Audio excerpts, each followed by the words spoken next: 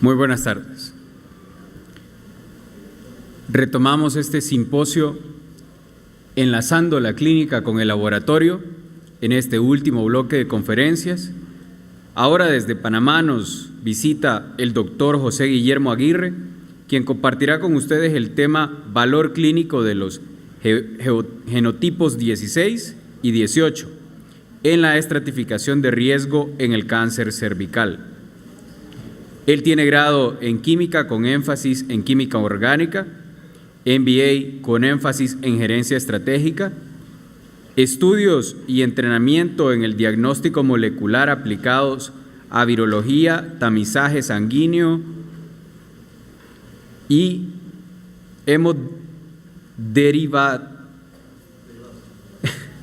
hemoderivados, oncología. Actualmente gerente de la unidad de negocios para las líneas de negocios de diagnóstico molecular en tejidos, patología anatómica y ciencias aplicadas, Roche Diagnostics Centroamérica y el Caribe. En las manos del doctor José Guillermo Aguirre, la siguiente conferencia. Un aplauso, por favor.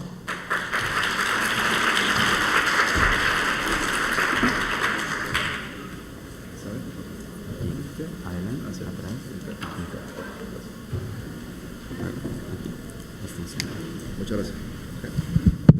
Sí, buenas tardes a todos. Es un gran placer estar aquí en Honduras y de hecho viendo a buenos amigos también acá. Quiero agradecer a la doctora Clara por su presentación, porque ella mencionó para mí una palabra clave que inicia mi presentación, que es la innovación. Y de hecho se trata realmente lo que quiero compartir con ustedes. Pero para eso quiero empezar con esta palabra, riesgo. Quiero que nos interioricemos y pensemos en qué momento hemos estado en una situación de riesgo, ya sea un riesgo predecible o un riesgo impredecible. Solo piénsalo un momento, porque de esto se trata realmente la presentación. Y el riesgo que quiero hablar en función de mi presentación es asociado al cáncer de cervix, el cual se puede estratificar, se puede realmente predecir.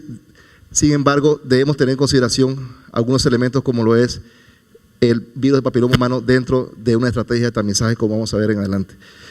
El objetivo principal de esta presentación implica 3 puntos. El primero es hacer énfasis de cada uno de los valores clínicos que ofrece el genotipo 16 y 18 en el virus de HPV dentro del tamizaje. ¿Qué estrategias de tamizaje propuestas hoy en día existen en base a la evidencia clínica? Y finalmente, por supuesto, ¿cuál ha sido la experiencia hasta el momento en nuestra región latinoamericana sobre qué guías pueden ser consideradas desde el punto de vista de estrategia, así como también qué prueba molecular es más adecuada para ser incursionada? Bueno, yo creo que está redundante este slide. Sin embargo, sabemos que el virus de VPH es un tema bastante conocido. Este señor, el doctor Harald Surhansen, quien algunos de aquí tenemos la oportunidad de conocerlo y entablar con él e intercambiar conocimiento, ha sido realmente quien se ha meritado este logro de conocimiento a profundidad de este virus. Lo importante aquí es diferenciar que existen virus de alto riesgo y de bajo riesgo. El enfoque principal a lo largo de la presentación va a ser enfocado hacia los de alto riesgo. Solo una foto realmente general de Latinoamérica acerca del cáncer de cervix. Lo más importante aquí es no tanto la incidencia, sino el nivel de mortalidad. Al menos 50% de los casos de incidencia están asociados a mortalidad. Y si comparamos la situación de nuestros países en Latinoamérica, estamos incluso muy altos con el resto de los países en desarrollo. Sin embargo, lo más interesante aquí es, a pesar que en algunos países el cáncer de mama es primer grado de incidencia, el grado de mortalidad del cáncer de cervix es mayor. En Honduras es realmente lo contrario. La primera causa es el cáncer de cervix de incidencia y mortalidad. No quiero entrar en detalle de respuesta inmunológica celular ni grado de oncogeneidad de las oncoproteínas del virus. Lo más importante del desarrollo del cáncer de cervix es una vez que haya infección, el tema de persistencia viral es importante. Y desde ahí realmente donde se desencadena una serie de eventos que si el virus llega a un grado persistente por un periodo determinado, asociado a un grado oncogénico, se desarrolla, por supuesto, un cáncer invasivo. La prevención básicamente está fundamentada en 3 elementos. El tamizaje en aquellas mujeres de alto riesgo condicionadas a cierto grado de lesión, el seguimiento de estos pacientes con citología positiva y, por supuesto, el tratamiento. Es importante diferenciar cuál es el target realmente de identificación en el proceso de evolución hacia un cáncer cervical partiendo de un tejido normal.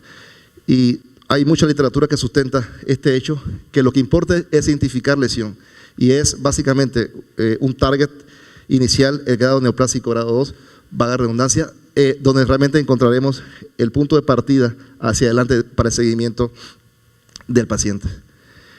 Yo creo que se conoce mucho la citología y tiene su mérito. Sin embargo, hoy por hoy la literatura es muy contundente, que nos dice que todavía se queda atrás, sobre todo en la parte de sensibilidad. Y hay muchos estudios que realmente sustentan ese punto.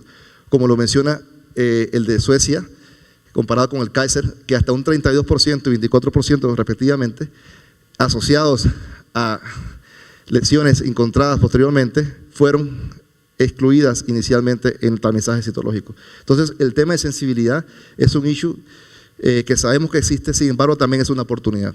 Y una oportunidad para ver un poco más allá de lo que estamos haciendo actualmente, para innovar. ¿Cómo podemos entonces mejorar realmente un alcance más allá del límite de la citología actual? Podemos incrementar la cobertura, que para mí es un gran reto, sobre todo en países latinoamericanos en general, donde la falta de una estructura realmente organizada, la adherencia a algún programa, las bases no son sólidas, y es un tema muy retador. Otra opción es trabajar en el punto final, que es la parte de tratamiento. Sin embargo, es otro reto mucho mayor. Por eso, el enfoque realmente, desde el punto de vista de screening y diagnóstico, nos da más oportunidad, y es ahí donde quiero enfocar el resto de la presentación, el cual se enfoca en cómo incrementar la capacidad de detección de lesiones precancerosas. Y es ahí donde entra el valor de la prueba de VPH o de virus del papiloma humano.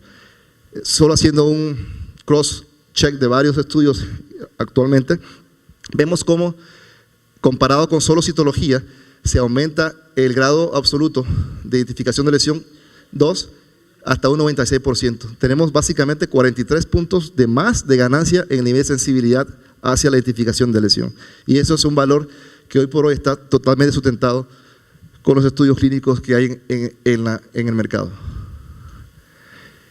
Y para ilustrar un poquito más en detalle, este estudio es interesante, donde en Italia, Ronco publicó en Lancet hace un par de años, un estudio que se hizo en 2 rondas, uno ligado básicamente a detección con HPV y otro con citología. Vemos que en la primera ronda se identificó básicamente el doble de lesiones más que solo con citología, sin embargo, casi igual cantidad de cáncer. Aquí el valor básicamente está en el número de lesiones identificadas, mucho mayor que con citología. En la segunda ronda, a pesar que se identificaron menos lesiones que con citología, lo bueno es que no se identificaron casos de cáncer. Claro, por supuesto, lo que se entiende aquí es que se inclusionaron en la primera ronda, a diferencia del tamizaje con citología, que sí hubo una identificación. En resumen, se identifican mayores lesiones con HPV que comparado con citología, de una manera muy general. Bueno, hoy por hoy, si bien es cierto, existe mucha literatura, que no todos los virus VPH tienen la misma significancia al momento de identificación del cáncer cervical. Hay muchos temas todavía en estudio. Sin embargo, lo que está claramente definido en la literatura es que hasta 70% de los casos de cáncer de cervix están asociados al genotipo 16 y 18. Sin embargo, existen otros genotipos de alto riesgo, como es el 45, 31, 33, que también tienen cierta injerencia. Y hay mucha información que puede sustentar eso, que no es un tema de riesgo poblacional, qué sé yo, es un tema realmente biológico, que se puede hacer una comparación incluso regional. Esta fuente de OMS puede sustentar este punto, ¿no? Donde vemos que en todos los casos sigue siendo 16 y 18 como promedio, 70% de injerencia en cáncer cérvix. Vemos como en África, Asia, Europa, Norteamérica, Sur y Centroamérica se mantiene básicamente dentro de ese promedio. Es contundente con otros estudios que aprueban también este contexto. Por ejemplo, Kaiser lo dice en este estudio interesante, en donde un seguimiento con cierto grado poblacional a unos 10 años sigue siendo 16 y 18 los genotipos de mayor injerencia en el riesgo absoluto acumulado con lesiones, en este caso grado 3, comparado incluso con otros genotipos de alto riesgo o incluso con HPV negativo, que no hay mayor diferencia.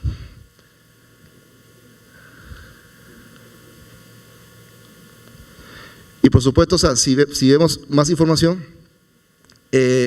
esta data Danish confirma lo que Kaiser hace énfasis, ¿no? Y un ejemplo claro es, por ejemplo, en esta curva roja que nos identifica el grado de genotipo 16 en persistencia a un estudio a 12 años, vemos que incluso comparándolo con una metodología excluyendo ciertos genotipos de alto riesgo, hay realmente una diferencia muy marcada del grado de riesgo absoluto en lesiones grado 3. Entonces es contundente. Y así como esta información se puede citar mucho más de que 16 y 18 están asociados en su mayoría a cáncer cervical. Hay un estudio realmente que es de alto impacto, sobre todo para el mercado norteamericano, que es el estudio Athena. Este estudio, recién el seguimiento finalizó en diciembre del 2012, arrojó una serie de información muy interesante que incluso renovó las recomendaciones de las guías asociadas a este tema en ese mercado.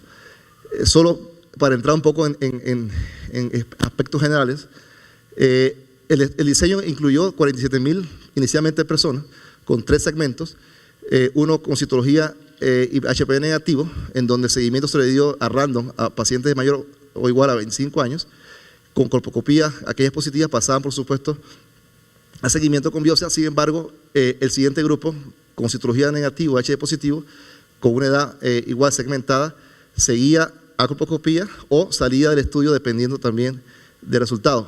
Y hubo un grupo con citología positiva y HPV cualquier resultado. La mayor población de aquí fue población de mayor de 30 años. Vamos a ver por qué tiene repercusión esa información.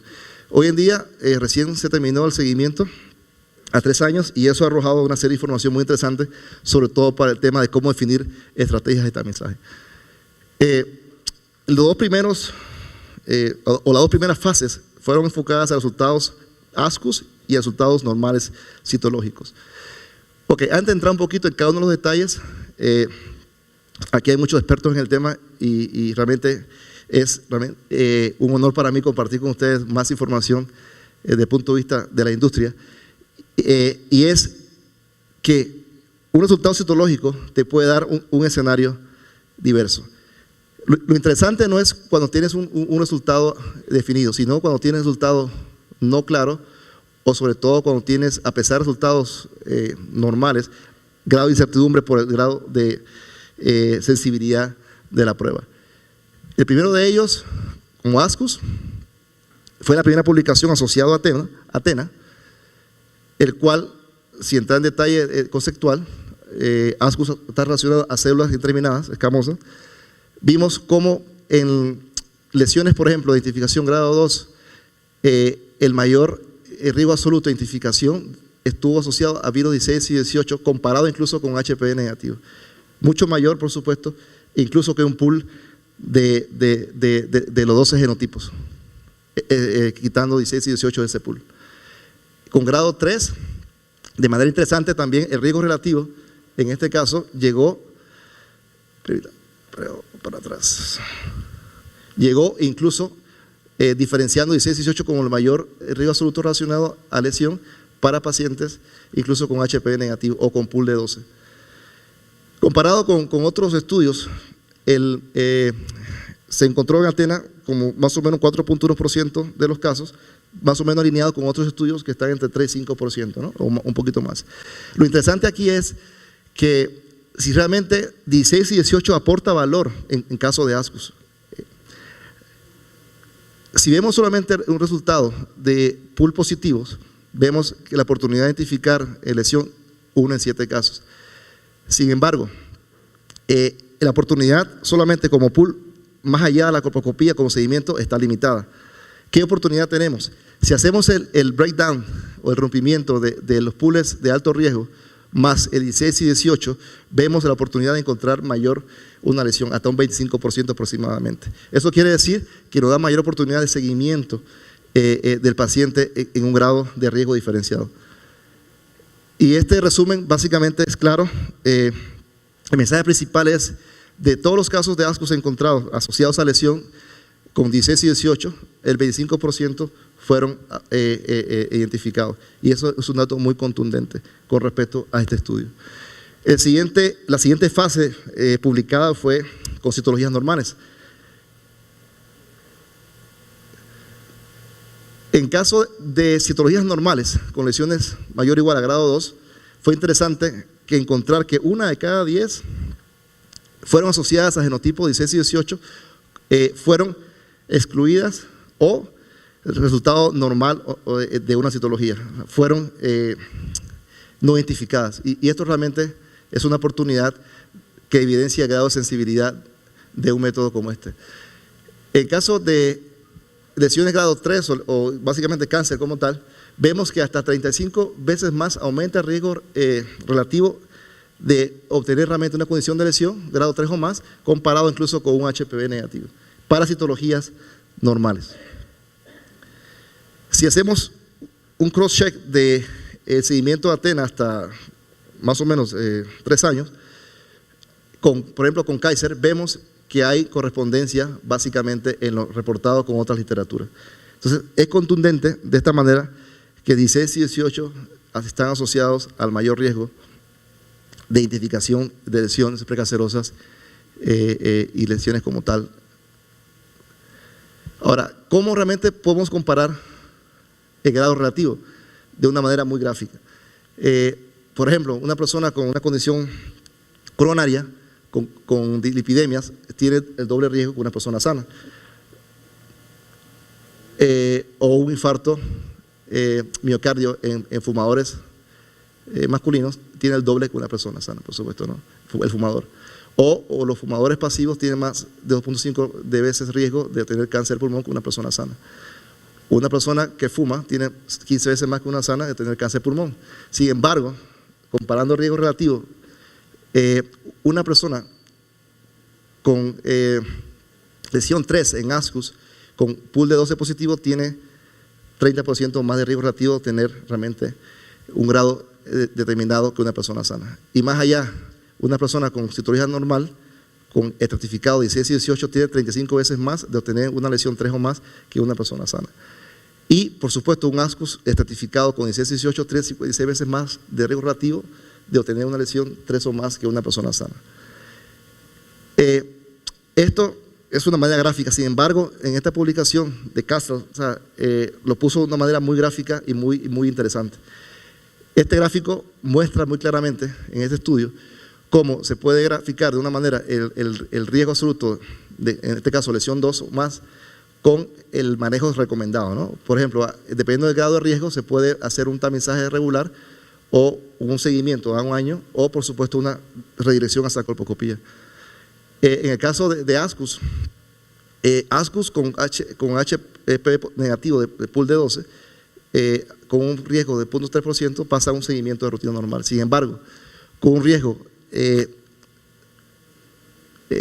mayor es el caso de ASCUS con un pool de 14, incluyendo 16 y 18 de alto riesgo positivo, hasta 8.4%. Sin embargo, si vamos más allá y hacemos el rompimiento de este pool a 16 más 18, el riesgo aumenta hasta casi un 16% para referencia hacia colposcopía. Si lo vemos con el caso de neoplasia 3 o más, vemos también cómo, a pesar que con el pool de 14, en este caso, hay un 4.1% de riesgo absoluto, cómo aumenta casi un 10% si hacemos la segmentación de riesgo o la estratificación de riesgo con 16 y 18. Eso básicamente conlleva a concluir esta primera parte de que genotipos 16 y 18 están asociados a la mayor cantidad de lesiones de alto grado y más allá, dándole así un valor clínico significante en el seguimiento. Ahora, ¿cómo esta información realmente ayuda a un programa nacional de tamizaje? Lo interesante aquí es, sin entrar en mucho detalle, un poco de la estructura de Athena, se tomó del extracto de Athena los datos asociados a mujeres de 30 años y más, que era una población bastante grande, con una prueba llamada COVAS 4800, y con el seguimiento hacia un periodo determinado, se sacaron una cantidad de datos de varios elementos. En este artículo, recién publicado a principios de este año, se hace la comparación de las posibles estrategias a esta población con esta prueba en este segmento de personas. Haciendo la estratificación de 16 y 18 combinado en reflex con citología o solo citología o HPV como tamizaje primario. Vamos a ver un resumen rápidamente de lo interesante que son cada una de las estrategias en función de lo que arroja. Aquí, cuando se pregunta cuál es la mejor estrategia de tamizaje en una población, yo creo que no existe la respuesta adecuada. Lo que existe son modelos que deben ser validados dependiendo realmente por los expertos locales de cada uno de los países. Estos datos arrojan resultados con ciertos controles, como le comentaba, una población específica, una prueba específica para una población determinada. Solo para decirle lo importante de esta información es, ¿qué se quiere lograr con una estrategia? ¿Mejorar la eficiencia o aumentar la sensibilidad? Si es un tema de eficiencia, podemos realmente verla numéricamente, que es cuánta colposcopía requiero para identificar una lesión o más. Si lo quiero ver desde el punto de vista de sensibilidad, ¿cuántas lesiones puedo captar al inicio de la primera ronda de tamizaje? Por ejemplo, vamos a ver si una estrategia está ligada solamente a citología. Un número N de pruebas, según el estudio, yo puedo en la primera determinación, la primera medida, puedo captar 106 casos, sin embargo, se me escapan 83 y no hay ninguno postergado en el seguimiento. O sea, no tengo oportunidad de rescatar en el seguimiento. Eso conlleva a hacer 816 colposcopías para este total de números identificados. Haciendo un per cápita, corresponde a 7.7 colposcopías por cada caso de lesión identificado. Lo interesante aquí es, si es un tema de sensibilidad, yo puedo ver que la segunda estrategia, solamente con HPV, puedo captar mayor cantidad de lesiones. Sin embargo, la cantidad de colposcopía es bastante alta. Eso conlleva a un per cápita muy alto. Es un tema realmente económicamente bastante interesante de analizar. Aumento de la sensibilidad, cuestiono la eficiencia. La cuarta es una estrategia muy interesante porque inicialmente yo puedo hacer una comparación con citología de captura de lesión. Sin embargo, si sumo la inicial más el seguimiento a 12 meses, por ejemplo, como conlleva esta estrategia, tengo una mejor sensibilidad y el per cápita es mucho menor que el tema citológico. Entonces tengo un balance entre estrategia versus eficiencia y sensibilidad. ¿Cuál es la mejor estrategia para cada uno de los sistemas de salud pública? Es un punto a discusión con los expertos locales de cada uno de los países. La información anterior se puede ver mucho mejor en esta gráfica, en donde se puede referir al número de colposcopías versus la cantidad de casos identificados, ¿no? Y como les comentaba, un equilibrio bastante interesante lo da la estrategia con genotipificación de HPV con rifle con citología, un bastante valor medio comparado con un valor atractivo de sensibilidad. Si nos vamos al extremo de una estrategia más sensible, pero con mayor número de colposcopía, no es eficiente, pero sí bastante efectiva. Ahora, ¿cuáles son las guías existentes para poder implementar una estrategia vinculando una prueba molecular de HPV? Bueno, hoy en día existen muchos modelos. Creo que para mí es un placer mencionar aquel donde Athena influenció, que es el modelo americano, en donde para estrategias en cotesting en mujeres mayores de 30 años y entre 65 y esta edad, y HPV, ya se incorporó en el algoritmo la estratificación de 16 y 18 como recomendación, gracias a los resultados ofrecidos por Athena. Existen otros modelos en Latinoamérica, por ejemplo en Argentina, que recomienda HPV con citología reflex para mujeres mayores de 30 años. Existen otros modelos como en México, igual para un grupo de mujeres entre 35 y 64 años, como tamizaje primario. En Colombia hay un estudio interesante que recomienda también el tamizaje primario de HPV entre 30 y 65 años. Ecuador tiene algo interesante en el Seguro Social, uno para un rango de mujeres de 30 a 65 años como tamizaje primario y otro ligado solamente a menores de 30 años. Lo importante aquí es que, si nos damos cuenta, cada modelo estratégico es diferente en cada país porque fue vinculado a cada situación puntual en cada uno de ellos. Ahora, en base a una prueba de HPV, ¿qué lo hace realmente la adecuada para poder ser parte de una estrategia de tamizaje? ¿Cuál es la mejor prueba molecular de HPV? Es un tema muy interesante, porque sabemos que existen muchas pruebas de HPV en el mercado, sin embargo, debe cumplir con ciertos requisitos. En esta publicación interesante, el año pasado, se resumió en 3 elementos a unas recomendaciones, ¿no? O unos guidelines, la cual, el primer punto es estar realmente en contra de pruebas desarrolladas localmente. Otra es básicamente enfocada al balance entre qué guideline te da el mejor beneficio y el mejor daño en función de la misma prueba, de performance de la prueba. Ahora, para efectos de screening, lo importante aquí es enfocarse a los genotipos de alto riesgo, que son los que realmente aportan valor y significancia clínica. Otro genotipo que no sea de alto riesgo no aporta realmente valor como parte del programa de screening. Sin embargo, lo importante aquí es que también haya trazabilidad en la parte de interlaboratorio. Eso desde el punto de vista de estrategia, pero ahora desde el punto de vista técnico de la prueba. ¿Cuál realmente es una prueba que aporta el mejor valor clínico hacia un programa de tamizaje? En esta publicación, lo interesante aquí es que esta prueba debe estar, para decirlo de una manera calibrada o estandarizada, al menos un 90% de la sensibilidad actual de las referencias que captura híbrida para lesiones grado 2 o más. De lo contrario, va a incurrir a una cantidad de valores positivos sin asociación a una lesión determinada, dando de esta manera un incremento en costo y confusión en el seguimiento del paciente. Entonces, es importante tener en mente que una prueba de BPH molecular debe estar calibrada o ajustada o determinadamente identificada con significancia clínica hacia lesión, al menos un 90% de sensibilidad clínica. Y esto se puede ilustrar rápidamente con este slide, diferenciando lo que se trata de sensibilidad analítica versus sensibilidad clínica. Básicamente, un método PCR, que es un método molecular muy sensible, te puede captar la presencia de un genotipo, o sea, en una condición independiente a un grado clínico determinado. Sin embargo, lo que te da el valor y significancia clínica es qué tan relevante es la información asociada a lesión. De ahí que la prueba debe tener más relevancia en la sensibilidad clínica que la sensibilidad analítica. Es lo que llamamos de una manera u otra, como un colega le llamaba el cerebro, ¿no? Lo que determina realmente el valor del resultado. Como conclusión, la genotipificación de HPV 16 y 18 ofrece un gran valor clínico en la estratificación del riesgo del cáncer de cervix. La estrategia de tamizaje, que incluye la determinación simultánea de ambos genotipos, proporciona un mejor equilibrio necesario entre beneficios y perjuicios. Y la selección del ensayo adecuado del virus de HPV debe proveer la relevante sensibilidad clínica para la identificación de lesiones a menos grado 2, el cerebro. Con esto, bueno, casi en tiempo, agradezco su atención a esta presentación. Muchas gracias.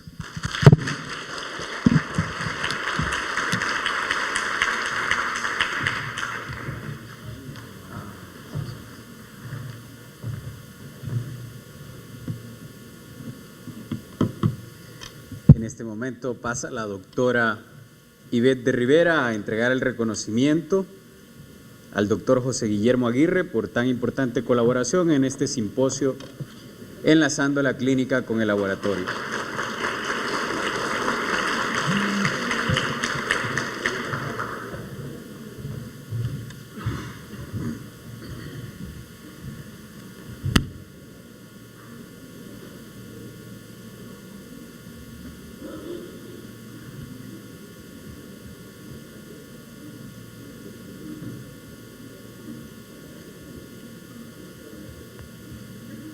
Concluiremos las conferencias con el doctor Clever Sánchez, que nos acompaña, Clever Sáenz, que nos acompaña desde Ecuador, Doctor en Medicina, Universidad Central de Ecuador en Quito. Especialista en Patología y Laboratorio Clínico, Escuela de Posgrado, Universidad Central de Ecuador en Quito. Miembro del Comité de Laboratorios Clínicos, Organismo Ecuatoriano de Acreditación. Jefe de acreditación NetLab, primer laboratorio ecuatoriano certificado bajo la norma ISO 9001-2000. Actualmente recertificado por ISO 9001-2008. Presidente de la Asociación de Sociedades Patológicas Clínicas en Ecuador. En sus manos el tema Valores de referencia en medicina de laboratorio, uso e interpretación clínica. Un aplauso para el doctor.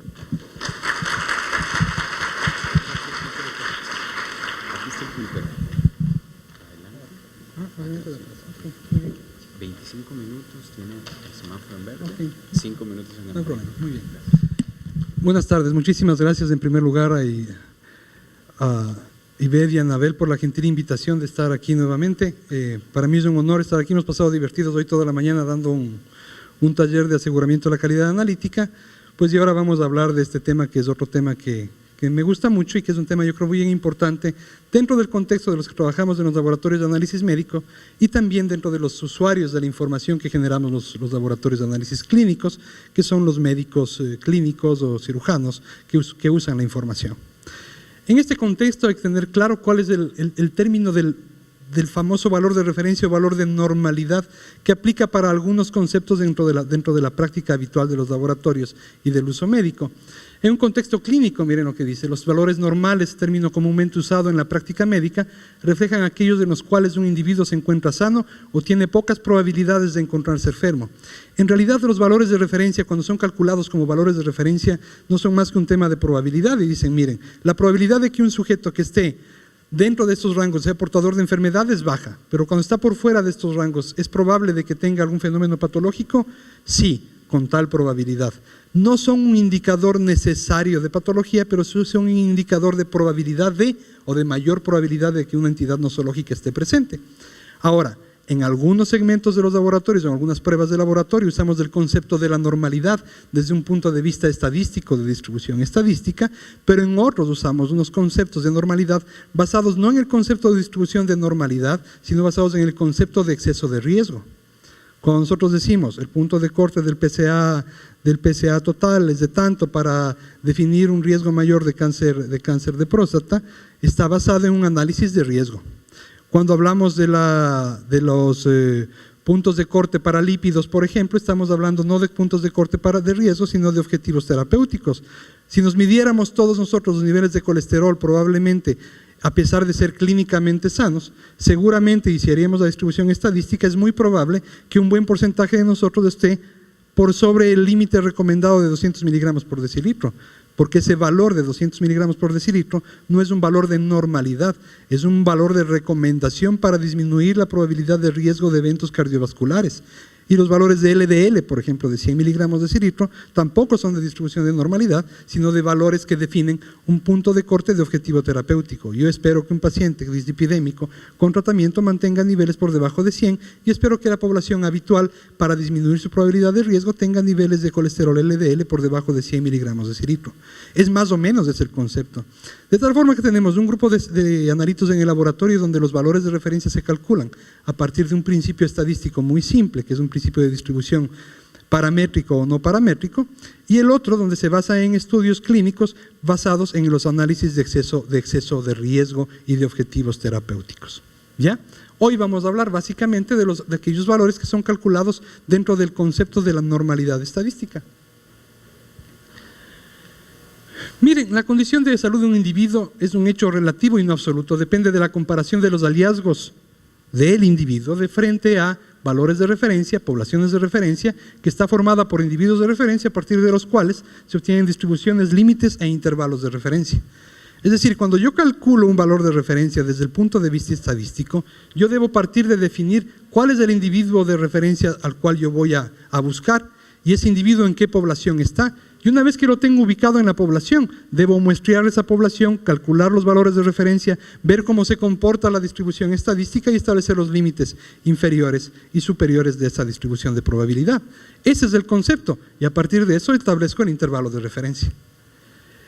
Este es un concepto bien interesante y que debería ser incorporado dentro de los laboratorios clínicos por algunos requerimientos.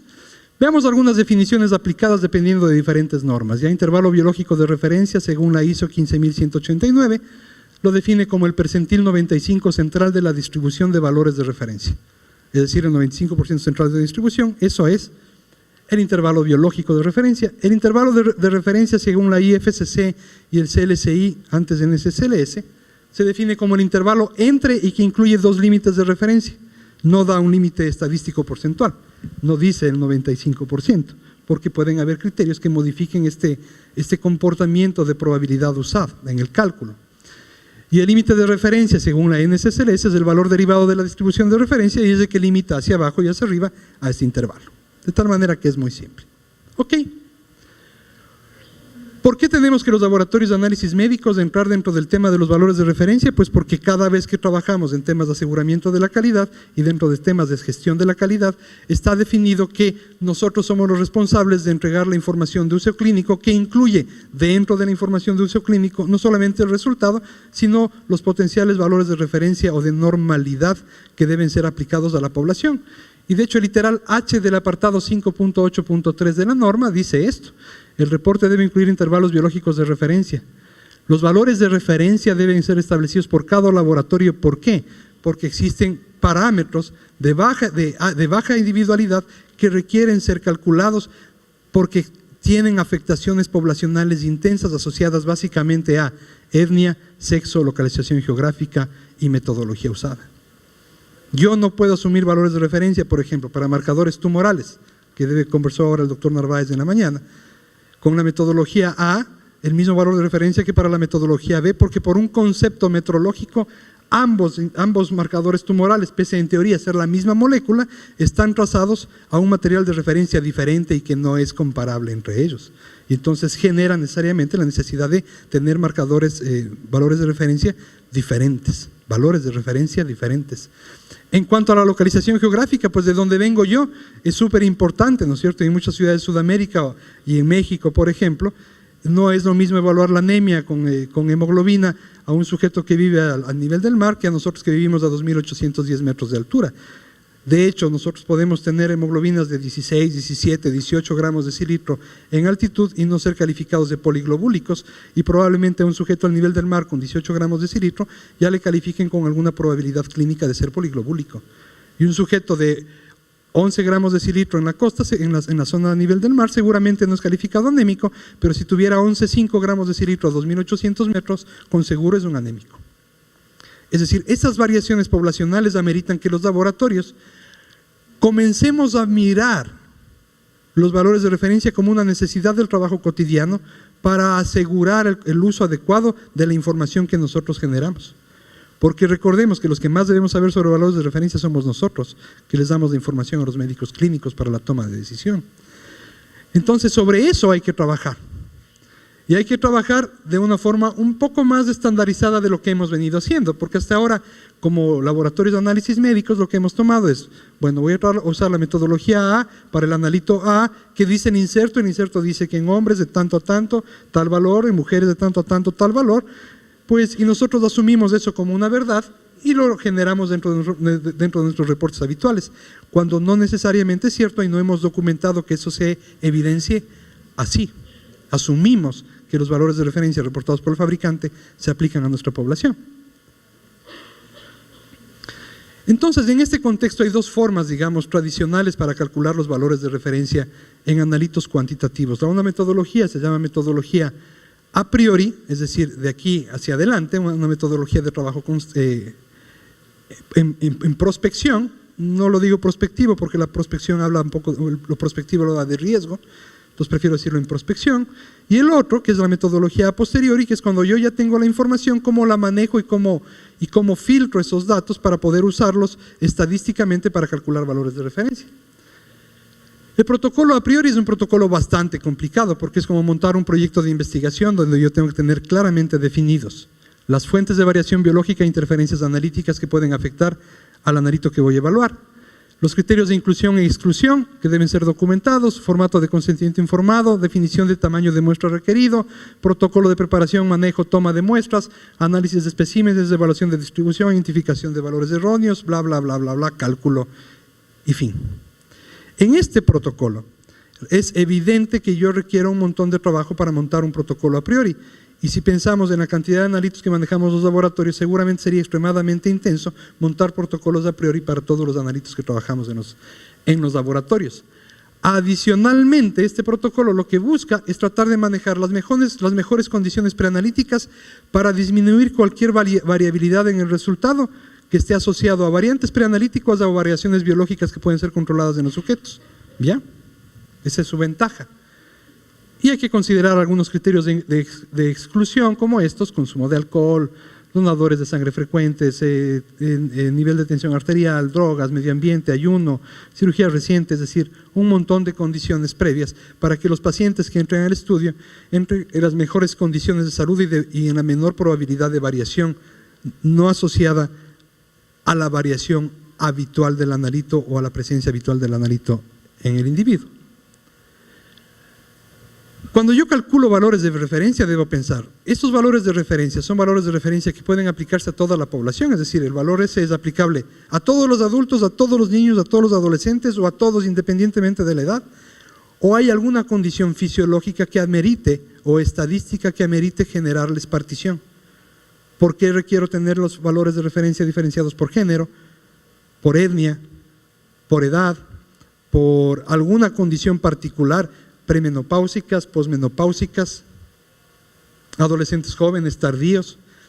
Tengo el suficiente know-how teórico para poder definir mis criterios de partición, y eso hay que tenerlo absolutamente claro antes de generar el estudio, porque mi tamaño de muestra va a depender exactamente de cuántos criterios de partición yo tenga.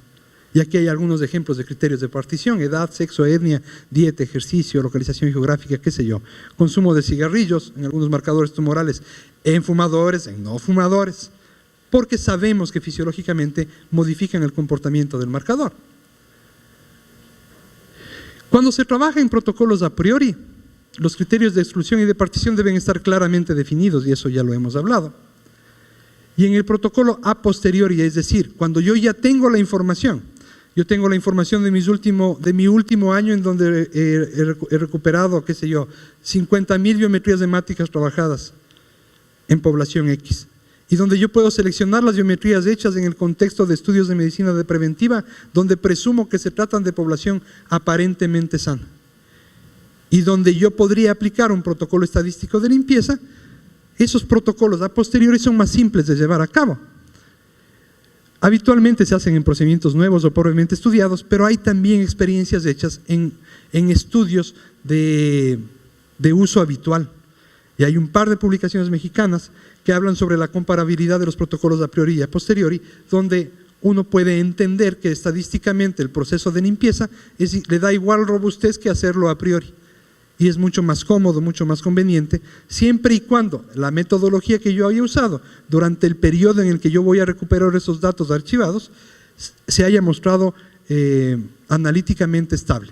O sea, cumpla con criterios de imprecisión, con criterios de inexactitud y con criterios de error total. Eso es lo que yo busco.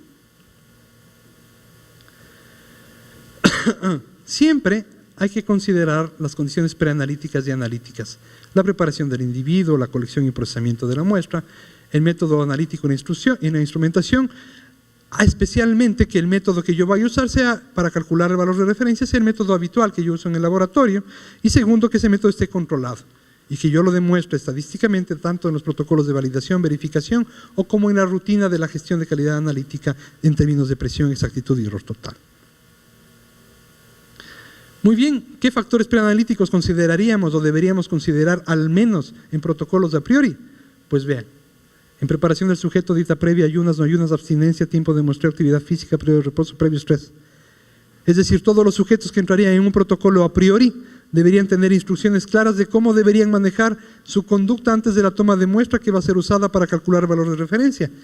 Igual en la recolección de la muestra, las condiciones ambientales estandarizadas, controladas, la hora, la postura corporal, el tipo de espécimen, el lugar de recolección, el flujo de sangre, el equipo y la técnica estandarizado, todo controlado, porque cualquier modificación podría generar alteraciones en los valores obtenidos y que puedan dar valores de referencia falsamente elevados o falsamente bajos. En el manejo de la muestra, el transporte, la presencia de coágulos, la separación de seroplasma, el almacenamiento, es decir, un montón de condiciones que yo debería revisar si es que trabajo en condiciones a priori.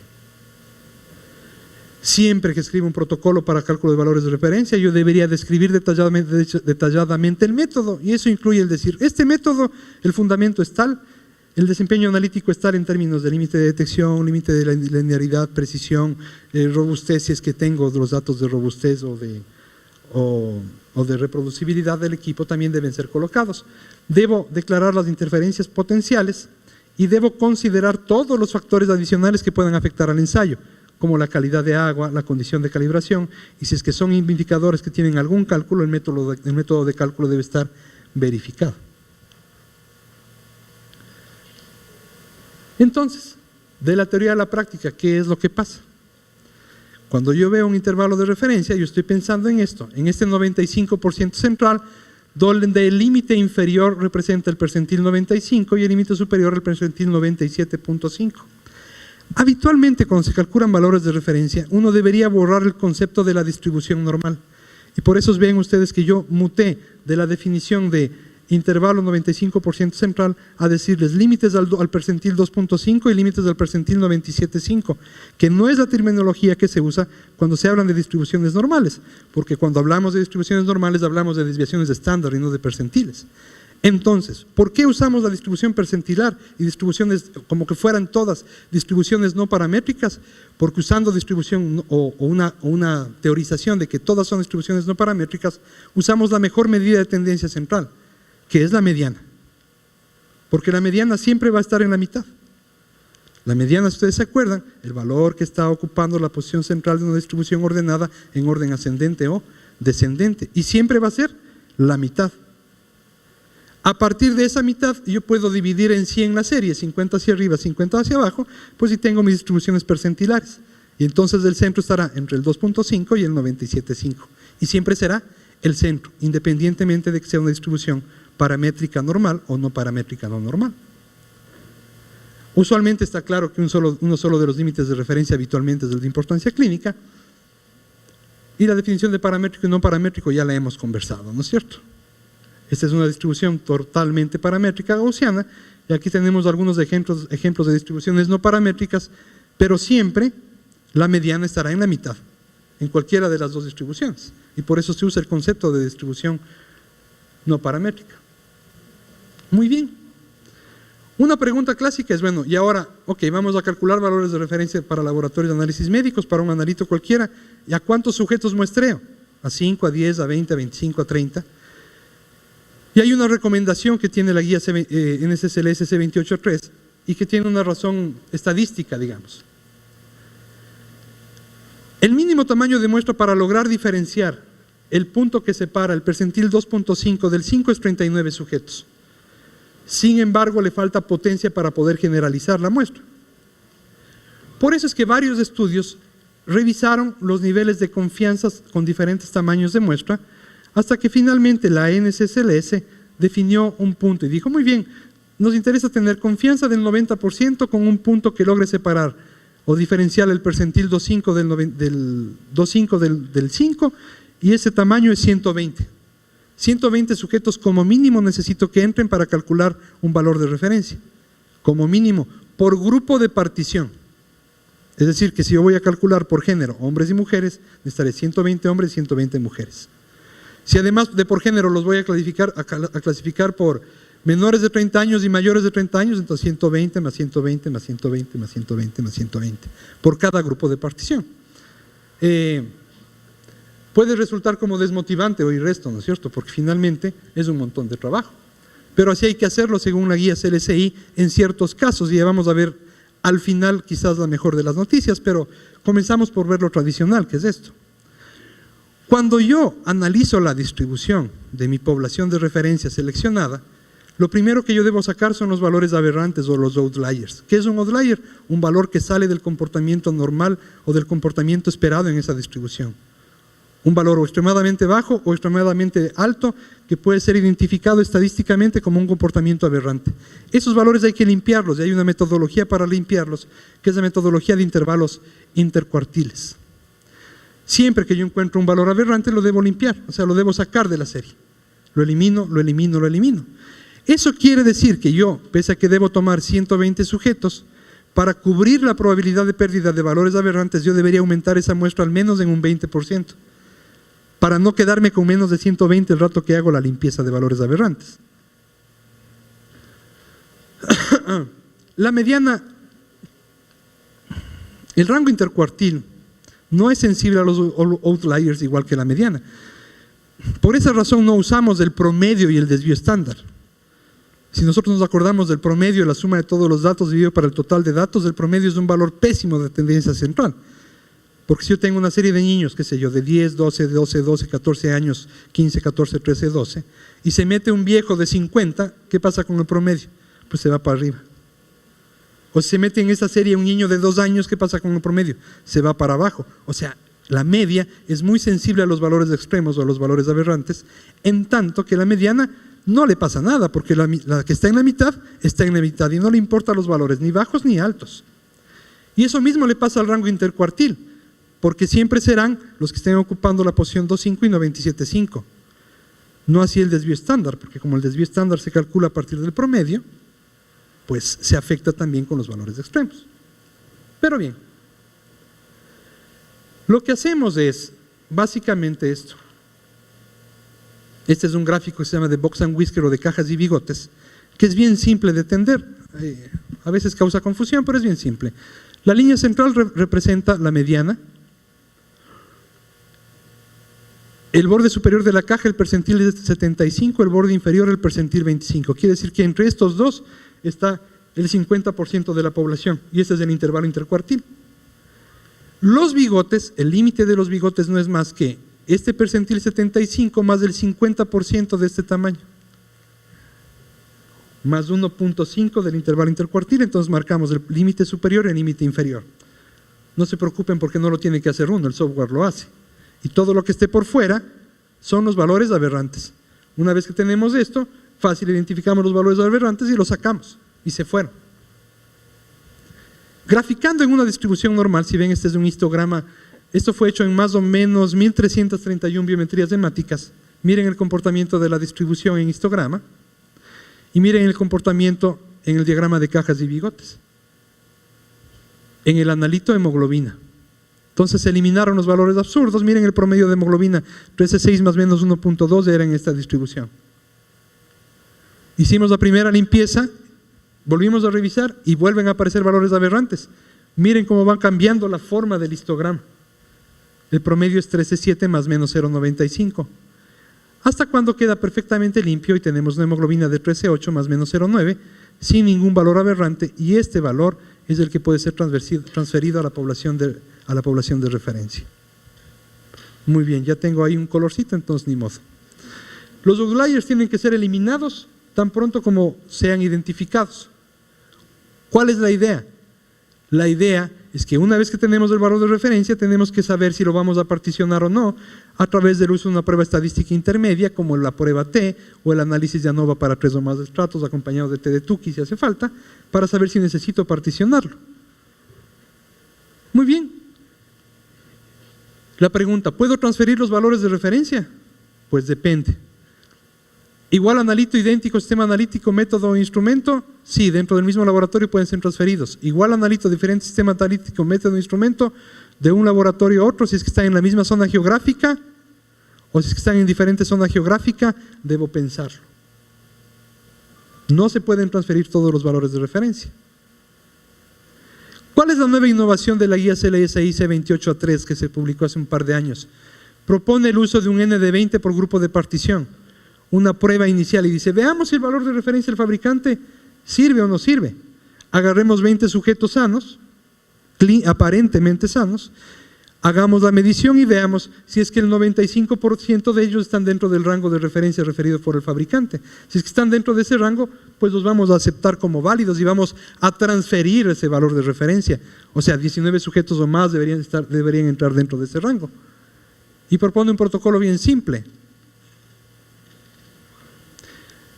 Requiero calcular valores de referencia. Aplico metodología N20. El 95% de los 20, o sea, 19 o más, ¿están dentro del rango? Sí, adopto el valor de referencia y digo, me quedo con lo del inserto. Si es que no cumplen, entonces ahí sí, vamos a aplicar la metodología extensiva, que fue lo que vimos. Y hay que hacerlo. Nosotros hemos trabajado algunos ejemplos de valores hematológicos en población altoandina, por ejemplo, que publicamos hace un par de años, hace unos 4 años ya.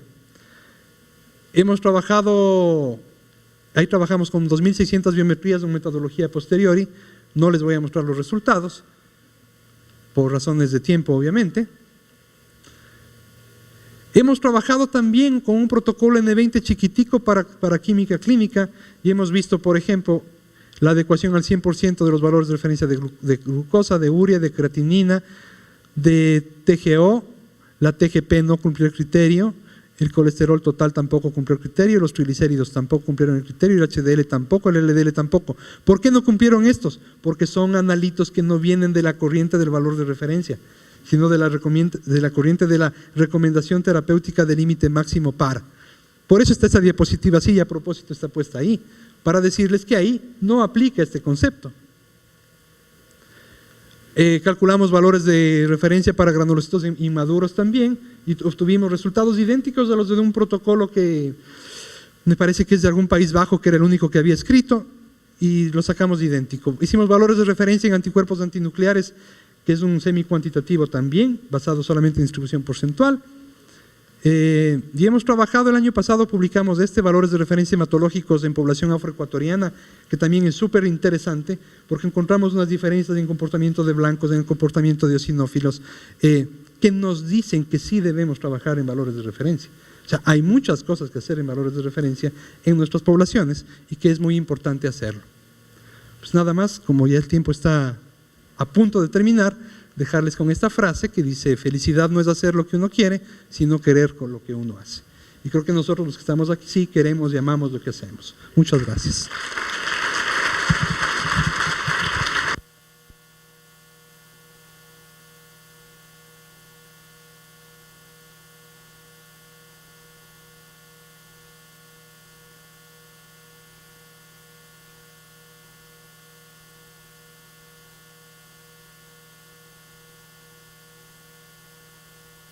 Aplauso.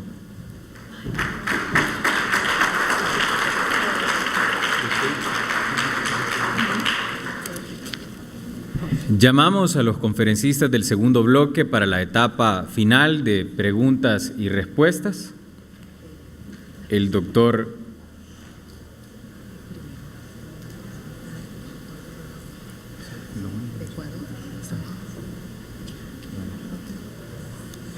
invitamos a que se siente en la mesa al doctor Sáenz, doctora Clara Lau, doctor Aguirre, doctor Fey y doctor Colichón.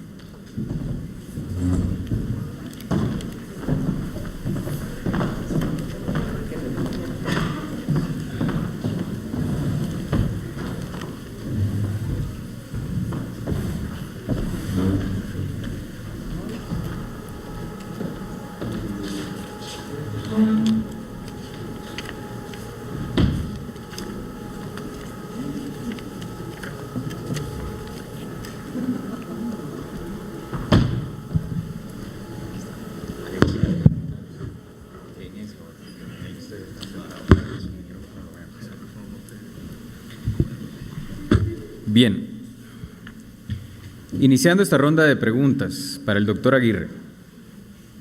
¿Qué de cierto hay que el hombre es portador asintomático del VPH?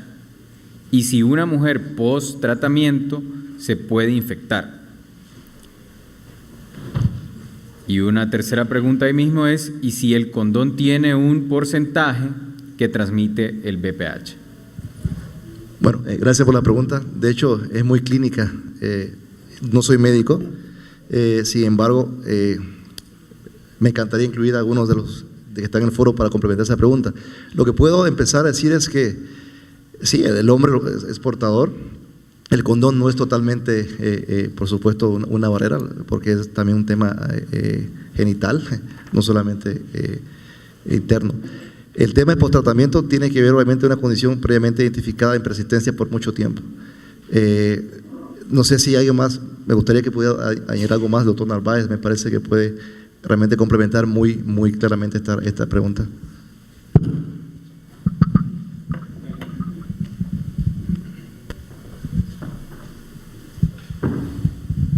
Bueno, gracias, José. A ver, el hombre es portador crónico, asintomático, se ha identificado muy pocos carcinomas del pene relacionados es muy baja la prevalencia, digamos, del carcinoma del pene relacionado al papilomavirus. El preservativo protege solo un 60%, pero el tema del papilomavirus es un poco más complicado epidemiológicamente. El 25% de las vírgenes estudiadas en una high school de los Estados Unidos demostraba que tenían infección por papilomavirus. ¿Cómo? Porque a esa edad son frecuentes las relaciones no penetrativas y el virus vive en la piel y vive en las regiones perineales, de manera que el preservativo, no es que no se debe usar porque previene otras infecciones, pero es poco útil para prevenir la transmisión del papilomavirus. Además, las prácticas orogenitales hacen que el virus se difunda a otras mucosas, que es el sitio preferente en donde se reproduce el virus. Ese es el tema de epidemiología. El otro asunto era… Si una mujer tratada se puede infectar. Sí, existe la inmunidad natural produce protección cruzada entre algunos genotipos. Esto es poco estudiado, pero además es variable. Si una mujer cambia de pareja sexual, el riesgo se multiplica 10 veces. Es como que se acostara con 10 individuos diferentes. Este es el promedio de los estudios en Latinoamérica que demuestran que cada nuevo contacto son entre 10 y 14 veces el potencial de infectarse con un nuevo genotipo para el cual no tiene inmunidad natural. Esto es porque no sabemos con quién estuvo la pareja de la pareja de la pareja de la pareja de la pareja de la pareja. Y porque el hombre puede tener el virus 10 años, 8 años, sin producir sintomatología. Bueno, y quiero aprovechar esto para puntualizar algo que José lo mencionó, pero que es fundamental. Hace pocas semanas estuvimos en un congreso con el doctor Surhausen y creo que vale la pena decirles lo siguiente. Cuando preguntamos cuáles son los métodos válidos para estudiar papilomavirus dentro de los programas de tamizaje de screening de carcinoma cervicuterino, han sido claros los especialistas en no utilizar métodos caseros, por favor, nunca. Se necesita validar las pruebas de frente a lesión clínica, y esto significa estudiar 40, 50, 60, 70 mil pacientes. Lo que tenemos que hacer es adoptar lo que ya la FDA hizo. Hay 4 métodos aprobados por FDA y esos son los métodos que debemos usar. El resto los dejamos para la investigación. Y cuando hablamos de genotipificación, esta genotipificación 16-18 es la que tiene utilidad para manejo clínico en programas de tamizaje, de screening. La genotipificación de 37, 30 o 37 genotipos tiene utilidad con fines epidemiológicos, pero desde un punto de vista práctico no sirve en absoluto, no añade ningún valor agregado para manejar un caso clínico. Es suficiente hacer 16-18 porque esos sí son los virus de más alto riesgo. Esos son los que debemos identificar porque van a entrar en un protocolo más agresivo de control.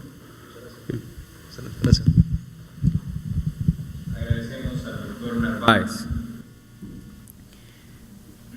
Siempre seguimos con el doctor Aguirre para evacuar todas las dudas con él.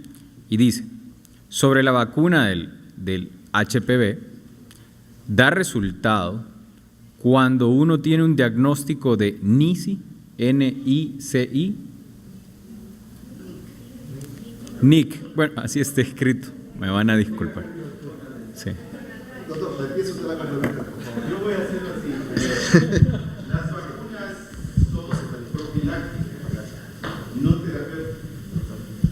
Hay un gravísimo error en interpretar un paper que se publicó hace unos años que dice que después de la vacunación no se veían tantos casos de NIC. Y se interpretó como que la vacuna hubiese curado algunos casos. En ningún estudio se va a demostrar que la vacuna que usamos hoy tenga efecto terapéutico, porque no la usamos en pacientes con lesión conocida, la usamos en población que no sabemos si tiene o no lesión, primera cosa. Segunda cosa, las vacunas terapéuticas están en protocolos en fase 2 y 3, según el doctor Surhausen, con muy malas expectativas. Quizá no las vamos a tener disponibles pronto, pero sí estamos desarrollando e investigando una vacuna que se pueda usar en una mujer que ya tenga un NIC, o sea, una lesión precancerosa. Por ahora no. Lo que sí es importante establecer es que si va a haber cambio en la conducta sexual de las personas, es mejor vacunarse. Sea que tenga o no tenga lesión o vaya a tener o no lesión, siempre es mejor prevenir, porque no sabemos qué tipos de virus van a estar en contacto en el futuro con esa persona.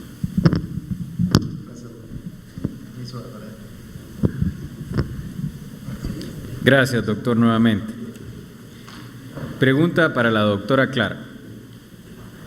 Aparte de la innovación, ¿cómo puede competir un laboratorio pequeño en un ambiente rodeado de laboratorios fuertes, grandes y bien establecidos en el mercado? ¿Cómo orientar la planificación estratégica en este caso? Creo que lo importante para competir en cualquier medio, sobre todo laboratorios pequeños frente a laboratorios grandes, es la diferenciación. Nunca entrar en la guerra de precios, que eso es muy común y la gente se va por eso porque piensa que es muy fácil. Si el vecino pone una biometría hemática a 60 pesos, yo lo voy a bajar a 59 pesos. Eso, entrar en una guerra de precios perjudica al mercado, perjudica al laboratorio y sobre todo perjudica a nuestros pacientes.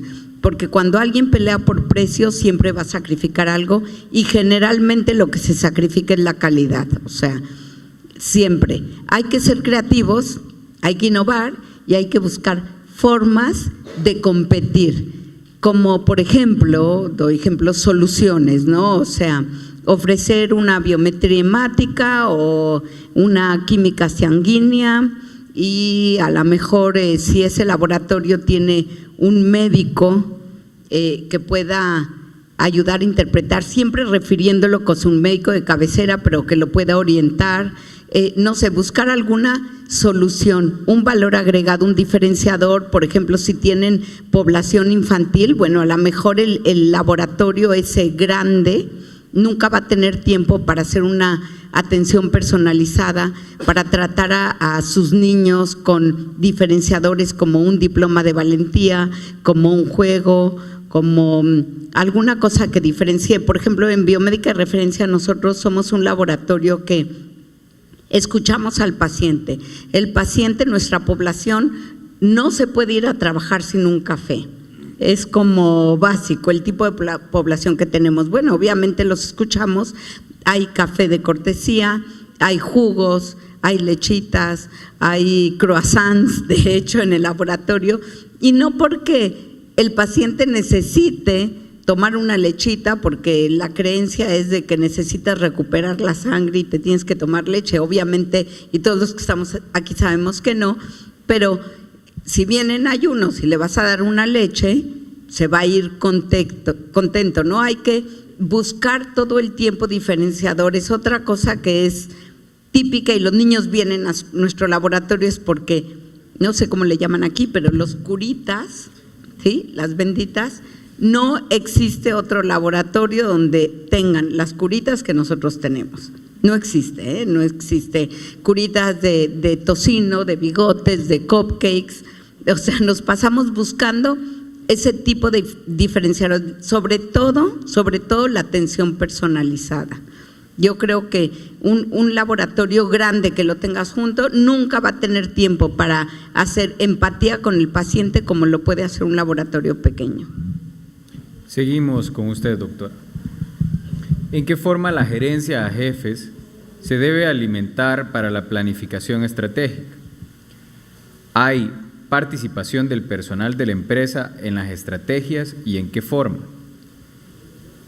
¿Deberían de tomarse en cuenta la opinión del personal que está en contacto con el paciente, el equipo de pruebas, etcétera?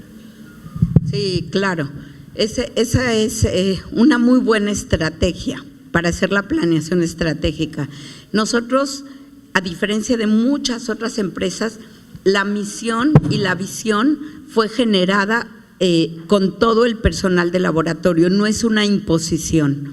Entonces, cuando tú desarrollas tu misión de la organización, la ves como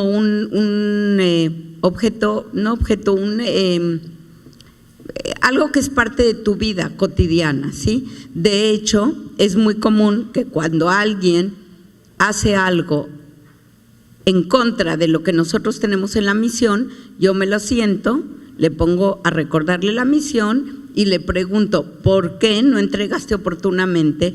¿Por qué no atendiste personalizadamente? ¿Por qué todo lo que tiene que ver con la misión, si tú lo dijiste, ¿no? O sea, no es una imposición y eso ha sido una estrategia muy buena porque la gente lo ve como parte de su vida. Y por eso yo mencionaba, alinea sus objetivos personales con los objetivos de la organización. Es muy importante escuchar a los colaboradores. De hecho, entre nosotros en el laboratorio, bueno, voy a presumir tantito, no lo vean mal, pero cada año, igual este año, en los últimos 5 años, hemos estado entre las 100 mejores empresas para trabajar en México y somos una de las 100 mejores empresas para trabajar en Latinoamérica. ¿Por qué lo comento? Pues porque todos los colaboradores son parte de una familia, de una cultura, donde lo que nosotros pretendemos es que el colaborador mejore su calidad de vida. Yo estoy convencida que si alguien mejora su calidad de vida, pues automáticamente va a tratar mejor a su paciente y por consecuencia vamos a tener rentabilidad en el laboratorio. O sea, no pretendemos que alguien que tiene problemas en su casa venga muy sonriente al día siguiente a trabajar y dejando los problemas después de la puerta del laboratorio. Entonces, tenemos muchos programas y entre lo que tenemos, que tiene que ver con esto, es hacer participar a todos los colaboradores en ejercicios de planeación estratégica, en proyectos de mejora de laboratorio, son premiados los proyectos de mejora. Tenemos un programa de apoyo, se llama PAE, apoyo al empleado, en donde tienen consulta psicológica telefónica, ellos y su familia, los 365 días del año. A cualquier hora pueden hablar, pague el laboratorio algunas sesiones presenciales. Entonces, creo que es parte de tener una correcta planeación, escuchar a los colaboradores y participan en ella. Gracias, doctora. 2 consultas para el doctor Sáenz. La primera, cuando se establece un valor de referencia, ¿qué tan importante es el intervalo o tiempo en que fueron tomadas? No sé claramente a qué se refiere. La persona que hizo la pregunta me puede explicar a qué se refiere con el intervalo tiempo.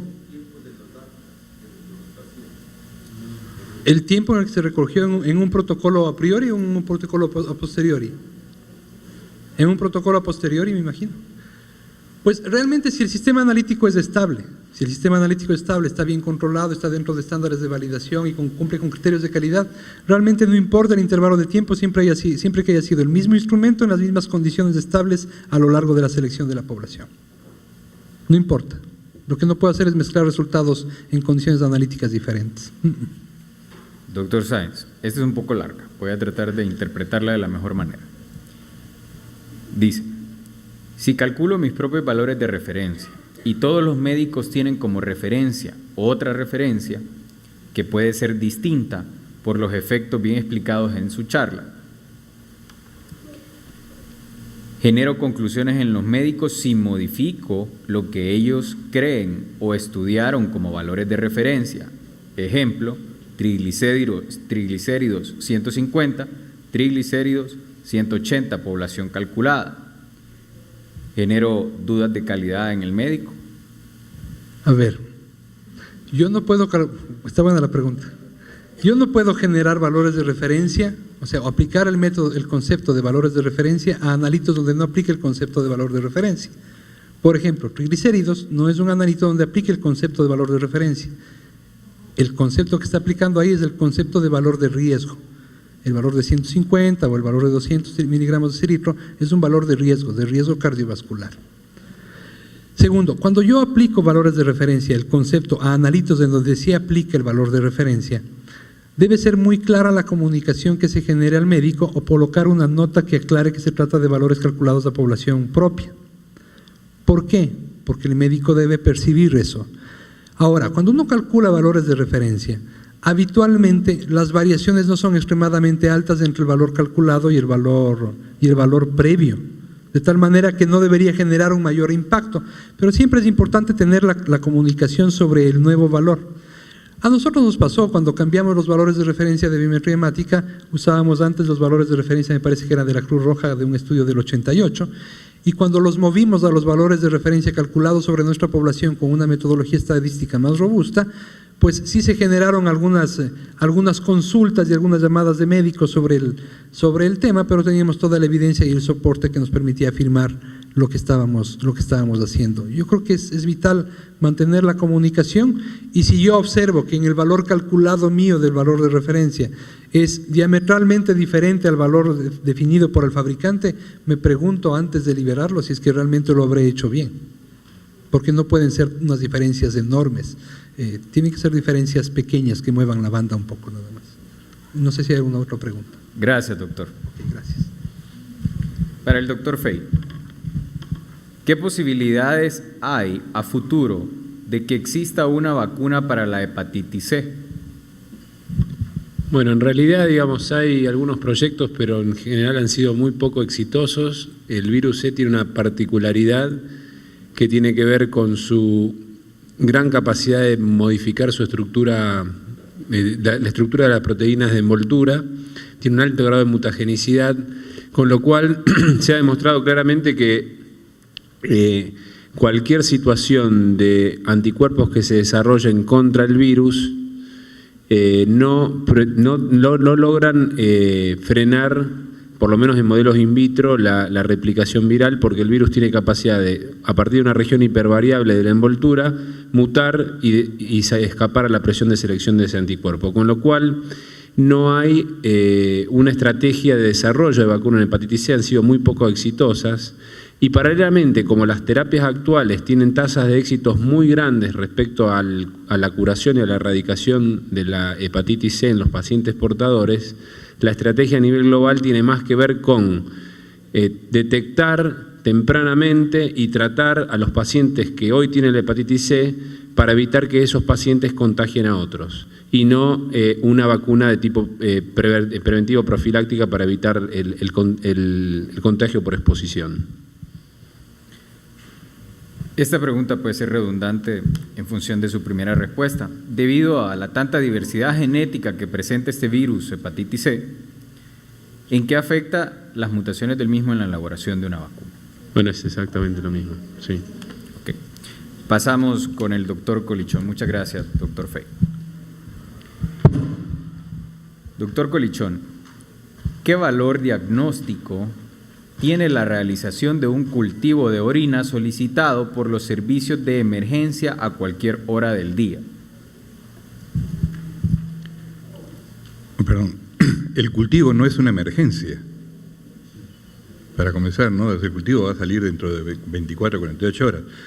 Por eso es que existe el examen directo de orina.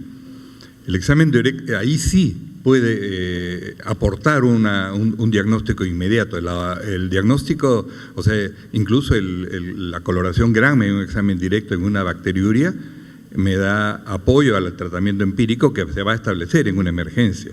El otro es confirmatorio nada más, o si el tratamiento fracasa, ¿no? Doctor, está escrito en el mismo papel para usted.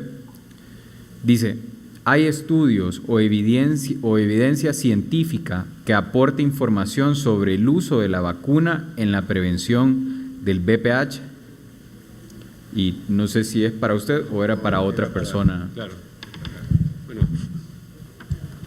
tiene que ver para Lucho. Lucho.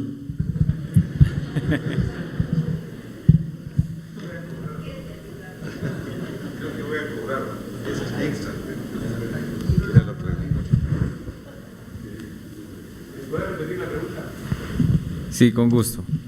¿Hay estudios o evidencia científica que aporta información sobre el uso de la vacuna en la prevención del VPH? Y muchos, sí. Pero la vacuna tiene que ser masiva, ¿no? La vacunación debe ser masiva. La protección de esta vacuna es superior inclusive a muchas de las vacunas que se están utilizando hoy, como la de la gripe, por ejemplo. La efectividad es muy alta, pero la efectividad tiene que ver con la edad a la que se vacuna. Es decir, la vacuna debe ser utilizada de manera ideal en mujeres que no han iniciado su actividad sexual. Eso es de 9 a 12 años. Pero de preferencia lo antes posible hasta los 26 años. Y a partir de esa edad, con una indicación clínica específica, ya con una indicación epidemiológica específica. Como agregado, comentarles que en Argentina hace ya 3 años que el Programa Nacional de Salud provee vacunación gratuita para todas las niñas cuando cumplen 11 años. O sea, la idea es ya hay 3 años de vacunación masiva gratuita, que es el concepto de la profilaxis real que hay que hacer, digamos, atravesar generacionalmente todas las personas y eso se produce a los 11 años de edad. En esa edad es gratuita, digamos, después si uno quiere ponérsela en otras edades tiene que comprarla, pero el Programa Nacional lo provee en forma gratuita para toda la gente que tiene, todas las mujeres que tienen 11 años. Muchas gracias a todos los doctores. No se me muevan de la mesa, pero con esto, para clausurar el evento, le rogamos a la doctora Ivette de Rivera y doctora Anabel Ferrera. Las invitamos a que pasen al podium para cerrar el primer simposio Laboratorios Centro Médico y 8º simposio Aladil, enlazando la clínica con el laboratorio.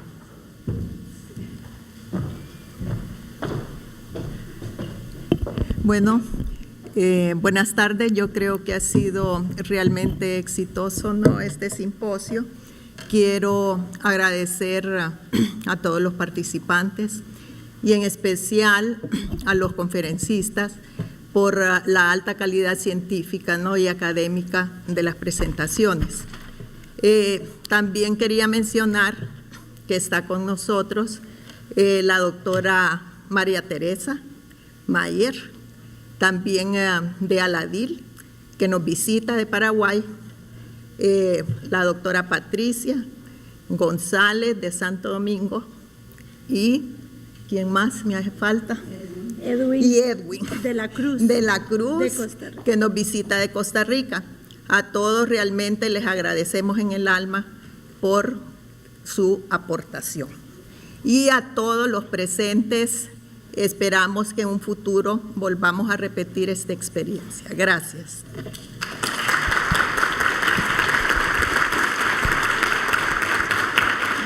Solo para terminar y no cansarlos, porque sí ha sido una larga jornada, pero muy productiva, pienso yo, para todos y cada uno de nosotros.